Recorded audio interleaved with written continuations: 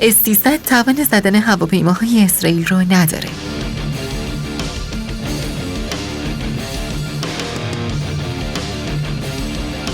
و واقعیتش اینه که برای مقابله با اون جنگنده ها باید رفت سمت سامانه هایی در حد S-500.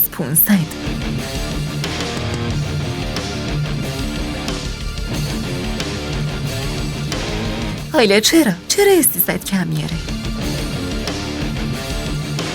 سلام دوستان، میخوایم امروز دو بخش مهم رو بررسی کنیم که این روزا سوال خیلی از شماها هست که چرا S-300 توان زدن هواپیماهای اسرائیل رو نداره؟ چرا S-300 کم میاره؟ در بخش دوم هم بررسی میکنیم که چه سیستم هایی روی F-35 اسرائیلی نصب شده که باعث میشن S-300 نتونه پیداشون کنه. پس تا انتهای ویدیو همراه ما باشید. بخش اول، چرا S-300 توان زدن هواپیماهای اسرائیل رو نداره؟ اول باید بدونیم که S-300 برای چه زمانی ساخته شده. این سامانه تو دوره‌هایی طراحی شده که جنگنده‌ای مثل F-35 وجود نداشته. اون موقع هواپیماها سطح مقطع راداری معمولی داشتن. سلاح‌هاشون بیرون بدنه آویزون بود. صداشون هم زیاد بود و رادارها راحت‌تر میتونستن ببیننشون. S-300 هم بر اساس همون شرایط ساخته شده و قرار نبود با حریفی روبرو بشه که عمدن از لحظه اول دنبال نامرئی شدن. F-35 اسرائیلی دقیقاً همین حالته. این هواپیما از نظر طراحی کاملاً مثل یه سایه حرکت میکنه. بدنش زاویه داره و خطوطش صاف و تیزه. هیچ برآمدگی اضافی روش نیست. و سلاحاش داخل بدن جا میشن تا شکلش روی رادار تغییر نکنه. جنس پوششش هم طوریه که موج رادار رو یا جذب میکنه یا به سمتی برمیگردونه که گیرنده رادار پوشش نمیده. نتیجه اینه که روی رادار S-300 یا دیده نمیشه یا مثل یه نقطه کوچیک مبهم ظاهر میشه. حالا رادار S-300 روی چه فرکانسی کار میکنه؟ روی همون فرکانسی که سالها استاندارد هوایی دنیا بوده. مشکل اینجاست که طرحهای F-35 دقیقاً نشستن و برای همین فرکانسی ضد تدبیر ساختن. یعنی وقتی موج رادار S-300 به F-35 برخورد میکنه، برگشت موج یا به سمت اشتباهی میره یا اونقدر ضعیفه که سامانه فکر میکنه مثلا یه پهپاد کوچیک یا پرنده اونجاست. برای همین S-300 دیر میفهمه که چی شده و حتی اگه بفهمه زمان مناسب برای واکنش از دست رفته. اما سختی کار فقط این نیست. نسخه اسرائیلی F-35 سیستم جنگ الکترونیک قوی‌تری داره. این سیستم میتونه محیط الکترونیکی دور هواپیما رو کنترل کنه. خب این یعنی چی؟ یعنی میتونه سیگنال رادار دشمن رو منحرف کنه. میتونه روی صفحه رادار چند تا نقطه تقلبی ایجاد کنه و میتونه شدت موج برگشتی رو پایین بیاره یا کاری کنه که سامانه فکر کنه هدف از یه نقطه دیگه نزدیک میشه. این یعنی اگه S-300 یه لحظه F-35 رو ببینه، احتمال زیاد لحظه بعد دوباره گمش میکنه.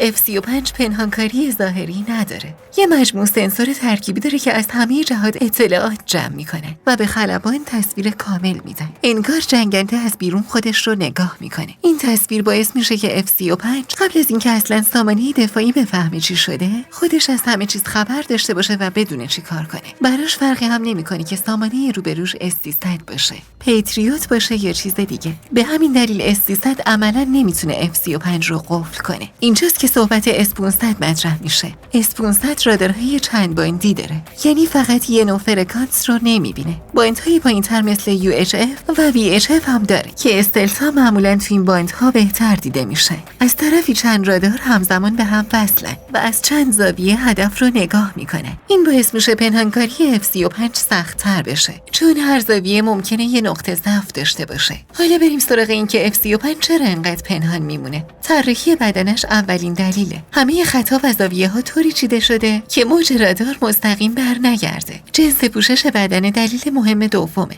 این پوشش‌ها خاصیت جاذب دارن و موج رو قورت میدن. جای اسلحه ها هم داخل بدن است که باعث میشه سطح مقطع راداری ثابت بمونه. جنگ الکترونیکش هم یه دنیا داستانه. سیستم AW F-35 میتونه روی امواج رادار دشمن اثر بذاره. یعنی حتی رادار سامانه از S-300 هم قوی تر باشه، باز ممکنه F-35 با جنگ الکترونیکش گیجش کنه. این سیستم میتونه تهدید رو زودتر تشخیص بده و بر اساسش واکنش نشون بده. مثلا ممکنه رادار دشمن به جای اینکه سیگنال واقعی رو بگیره، فقط نویز یا نقطه‌های بی ربط ببینه. ولی ایران برای تشخیص این هواپیماها به چی نیاز داره؟ اول رادارهای باند پایینه. رادارهای قدیر، نظیر و سیستان تو ایران نمونه‌های بارزن. این رادارها استلس ها رو بهتر میبینن چون موج طولانی تر باند پایین کمتر فریب میخوره.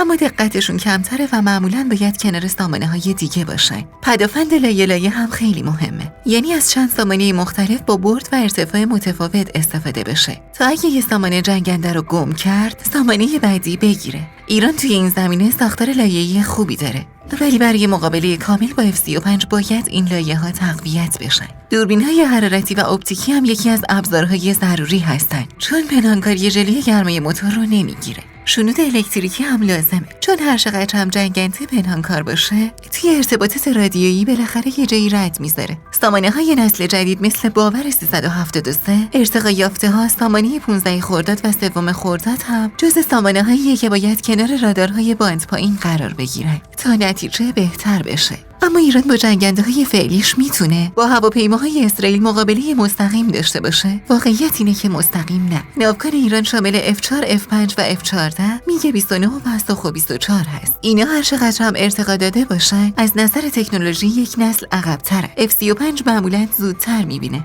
زودتر قفل میکنه و زودتر شلیک میکنه. این یعنی اگه دوئل مستقیم هوایی باشه F35 برتری بیشتری داره. برای همینه که ایران تمرکزش رو گذاشته روی پدافند، موشک‌های زمین به هوا، رادارهای باند پایین و پهپاد. یعنی ایران دنبال دوئل هوایی نیست، دنبال اینه که آسمون رو برای جنگنده‌های اسرائیلی ناامن کنه. اما چطور؟ با استفاده از رادارهای باند پایین که استلس‌ها رو میبینه، سامانه پدافند لایه به لایه که چند سامانه به هم وصل بشن و سامانه شنود الکترونیک که بتونه سیگنال‌های رادار و ارتباط جنگنده رو ردیابی کنه. در کنار اینها استفاده از پهپادها میتونه یک لایه دفاعی جدید ایجاد کنه تا وقتی F35 مسیرش رو تغییر میده مکانش لو بره. ایران در نهایت دنبال اینه که جلوی این جنگنده ها رو از روی زمین بگیره، نه اینکه بخواد وارد یه دوئل هوایی بشه. برای مقابله مؤثر باید سامانه پدافندی بروزتر و تکنولوژی‌های جدیدتر مثل S500 و جنگ الکترونیک جدیدتر در اختیار داشته باشه. تا اون موقع بیشتر ایران دنبال اینه که با ترکیب رادارهای پیشرفته، موشک بالستیک و پهپادها به یک شبکه چند لایه دست پیدا کنه که شانس F35 رو برای نفوذ به ایران کم کنه.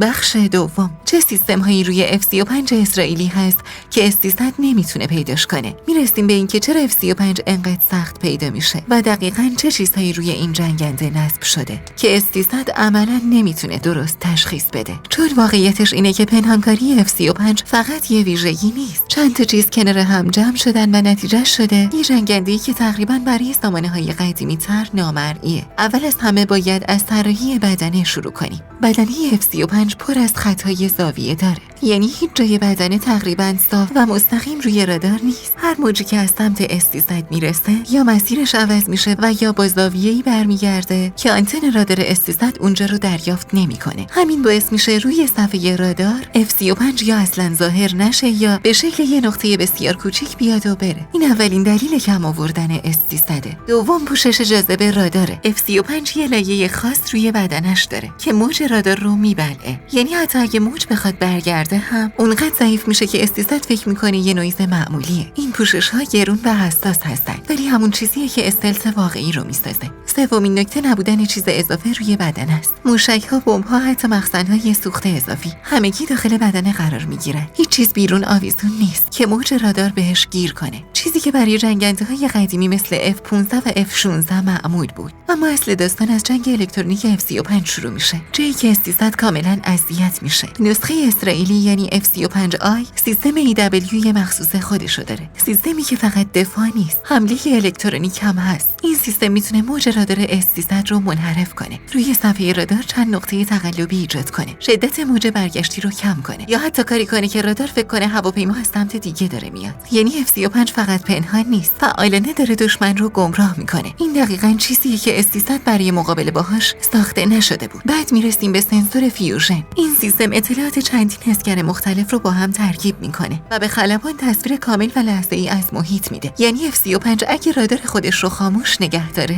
باز هم از وضعیت کامل اطراف خبر داره. این همون جاییه که جنگنده قبل از اینکه پدافند دشمن بفهمه که چیزی نزدیک شده، خودش همه چیز رو دیده. رادار AESA F35 هم کاملا متفاوت از رادارهای قبله. این رادار موج ثابت نمیفرسته که کاملا لو بره، هم قدرت جمع‌آوری اطلاعاتش بالاست، هم سخت‌تر شناسایی میشه، هم میتونه در حالت نیمه خاموش کار کنه. یعنی S300 نمیفهمه که S35 از راه دور داره نگاش میکنه. در کنار همه اینها لینک‌های ارتباطی فوق سریع و امن هست. F35 با شبکه‌های ماهواره‌ای، پهپادها و حتی جنگنده‌های دیگه در ارتباطه. یعنی اگه یه لحظه خودش هم چیزی رو نبینه، واحدهای دیگه اطلاعات رو براش میفرستن و مسیرش طوری تنظیم میشه که وارد نقاط کور سامانه‌ها بشه. و یه نکته مهمتر، پنهانکاری F35 فقط از روبرو نیست. این جنگنده از بالا، پایین، کنار و حتی عقب هم سطح مقطع راداری پایینی داره. این چندزاویه بودن پنهانکاریش باعث میشه S300 تقریباً هیچ نقطه مطمئنی برای هدف نداشته باشه. در مجموع F35 یه ترکیب حساب شده کامل از طراحی بدنه، پوشش جاذبه رادار، سنسورهای ترکیبی و ارتباط لحظه‌ایه. همین باعث میشه که S300 عملاً در مقابلش کور بشه. خب دوستان، بررسی کامل این دو بخش مهم به پایان رسید. امیدواریم که تونسته باشیم تصویر دقیق و روشنی از S300 و F35 بهتون بدیم. اگه سوالی داشتین توی کامنت ها بپرسین. ممنونیم که تا آخر ویدیو همراه ما بودین. لایک و سابسکرایب فراموش نشه.